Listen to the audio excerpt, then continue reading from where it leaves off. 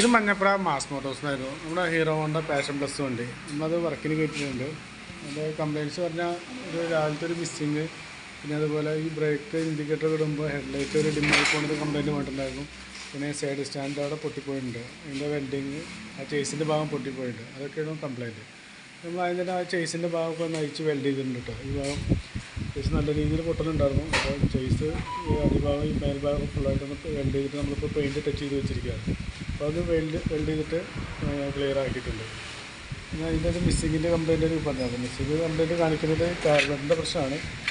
Carburettor ഒരു തവണ നമ്മൾ ക്ലീൻ ചെയ്തിട്ട് കംപ്ലയിൻറ്റ് പറഞ്ഞു വിട്ടാണ്, റിപ്പീറ്റ് ആ കംപ്ലയിൻറ്റ് കാണിക്കുന്നുണ്ട്. ഒരു വട്ടം കൂടി നമുക്കത് ക്ലീൻ ചെയ്തിട്ട് ഈ സ്ലോജറ്റൊക്കെ ഫുള്ളായിട്ടൊന്ന് ക്ലീൻ ചെയ്തെടുത്ത് കറക്റ്റ് ടൂണിങ് ആക്കി വിടാം. ഇടയ്ക്ക് പിന്നെ റിപ്പീറ്റ് മിസ്സിങ് കാണിക്കാന്നുണ്ടെങ്കിൽ നമുക്ക് കാർബറേറ്റർ മാറ്റിക്കളയും മാറാൻ പറ്റും. പഴക്കത്തിൻ്റേതായ ഒരു കംപ്ലയിൻ്റാണ് കാണിക്കുന്നത്, അല്ലാതെ നിലവിൽ വേറെ കുഴപ്പമൊന്നും കാണിക്കുന്നില്ല. പിന്നെ വേറെ ഒരു കംപ്ലയിൻറ്റ് പറഞ്ഞാൽ അതിൻ്റെ ബ്രേക്കൊക്കെ ചവിട്ടുമ്പോൾ ഹെഡ്ലൈറ്റ് ഡിമ്മായി പോകണം, അതൊക്കെ ഒരു കംപ്ലയിൻറ്റ് പറയുന്നു. ഇത് നമുക്ക് വണ്ടിയിൽ ബാറ്ററിക്ക് പകരം ഈ കൺവെർട്ടറാണ് ഇതിൽ വെച്ചിരിക്കുന്നത്. നമുക്ക് ഏതെങ്കിലും ഒരു സമയത്ത് ഏതെങ്കിലും ഒന്നേ വരയ്ക്കുകയുള്ളൂ.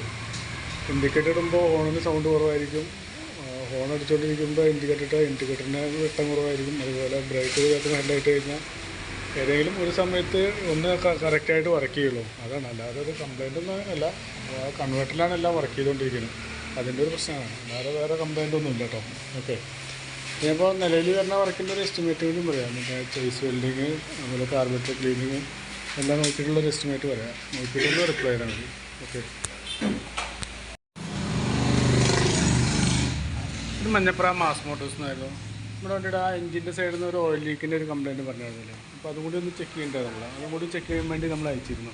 അപ്പോൾ അതിൻ്റെ കംപ്ലയിൻറ്റ് കാണിക്കുന്നത് ഈ എഞ്ചിൻ്റെ ഈ ലെഫ്റ്റ് സൈഡ്, ഈ ഫ്ലൈ വീലിൻ്റെ സൈഡിൽ നിന്ന് വരുന്ന ഓയിൽ ലീക്കാണ്. ഈ ഭാഗത്ത് നിന്നാണ് അത്യാവശ്യം നല്ല രീതിയിൽ ഓയിൽ നനവ് കാണിക്കുന്നുണ്ട്. അവിടെ നിന്നുള്ള ഇതിൻ്റെ കംപ്ലയിൻ്റാണ്, അതിൻ്റെ ഓയിൽ ശീലം ആ ഓറിങ്ങും അതിൻ്റെ കംപ്ലയിൻ്റാണ് അവിടെ നിന്നുള്ള ഓയിൽ ലീക്ക് കാണിച്ചിരുന്നത്. അപ്പോൾ അതും കൂടി ഒന്ന് മാറ്റിയിട്ടൊന്ന് ക്ലിയർ ചെയ്യുന്നുണ്ട്.